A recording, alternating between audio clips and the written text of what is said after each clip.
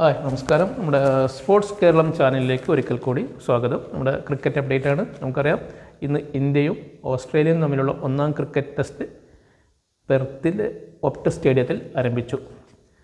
Opt സ്റ്റേഡിയത്തിൻ്റെ കാര്യം നമുക്കറിയാം, ലോകത്തിൽ തന്നെ ഏറ്റവും കൂടുതൽ പേസും ബൗൺസുമുള്ള പേസ് ബൗളർമാരെ ഏറ്റവും കൂടുതൽ സഹായിക്കുന്ന പിച്ചാണ് ഒപ്റ്റ് സ്റ്റേഡിയത്തിലേത്.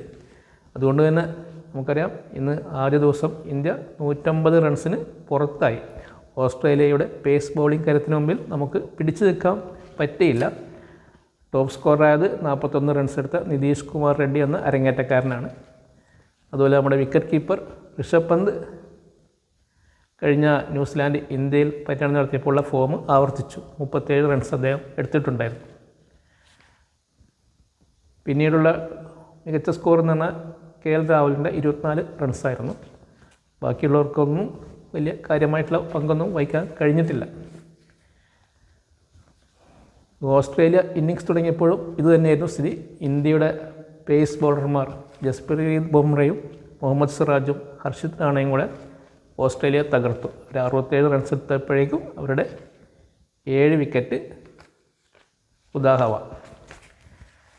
അപ്പോൾ നമ്മൾ ഇന്ന് 24 ബോൾ ഫേസ് ചെയ്തിട്ടും റൺസൊന്നും എടുക്കാത്ത ദേവദത്ത് പടിക്കലിനെ സീനിയർ താരങ്ങളായ രവിശാസ്ത്രി ഉൾപ്പെടെയും ഉള്ള പലരും ചില സ്പോർട്സ് ലേഖകരൊക്കെ വിമർശിക്കുന്നത് കണ്ടു. പക്ഷെ നമുക്കറിയാം ഓസ്ട്രേലിയ ബാറ്റ് ചെയ്തപ്പോഴും ഇങ്ങനെ തന്നെയാണ്. അവരുടെ ഏറ്റവും മികച്ച ബാറ്റ്സ്മാനിൽ ഒരാളായ ലബുഷൈൻ, അതായത് 50 ടെസ്റ്റ് കളിച്ച് 11 സെഞ്ചുറിയും 4000-ലധികം റൺസുമുള്ള ലബുഷൈൻ ഇതേപോലെയാണ് ബാറ്റ് ചെയ്തത്. 52 ബോളിലധികം ഫേസ് ചെയ്തിട്ട് 2 റൺസാണ് അദ്ദേഹം എടുത്തത്.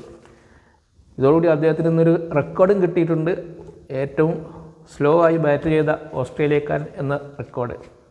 അപ്പോൾ ആ സ്ഥിതിക്ക് നമുക്ക് ദേവദത്ത് പടിക്കലിനെ വിമർശിക്കുന്നതിൽ വലിയ അർത്ഥമൊന്നുമില്ല. അദ്ദേഹം ഒരു ടെസ്റ്റ്, രണ്ടാമത്തെ ടെസ്റ്റ് മാത്രമാണ് അദ്ദേഹത്തിൻ്റെ. ഇനി പ്രാക്ടീസ് കിട്ടുമ്പോൾ കൂടുതൽ നന്നാവും എന്ന് തന്നെ നമുക്ക് പ്രതീക്ഷിക്കാം.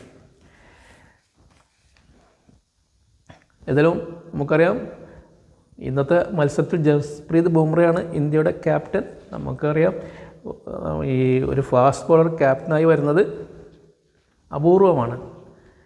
നമ്മൾ 30-35 വർഷം മുമ്പ് കപിൽ ദേവ് ക്യാപ്റ്റനായതിന് ശേഷം പിന്നീട് ആദ്യമായിട്ടാണ് ഒരു ഫാസ്റ്റ് ബോളർ ക്യാപ്റ്റനാവുന്നത്. കപിൽ ദേവ് പക്ഷേ ഒരു ബൗളർ മാത്രമല്ല, ഒരു ഓൾറൗണ്ടറായിരുന്നു. നമുക്കറിയാം 125 ടെസ്റ്റ് കളിച്ച് 430-ലധികം വിക്കറ്റും 5000-ലധികം റൺസും നേടിയ ആളാണ്. അപ്പോൾ ഇന്നലെ ഒരു ആസ്ട്രേലിയൻ മാധ്യമപ്രവർത്തകൻ ബുംറയെ ഒന്ന് കൊച്ചാക്കാൻ വേണ്ടി ചോദിച്ചിരുന്നു, ഒരു മീഡിയം പേസ് ആയ താങ്കൾക്ക് ഒരു ക്യാപ്റ്റനാവുന്നതിൽ എന്താണ് തോന്നുന്നതെന്ന്.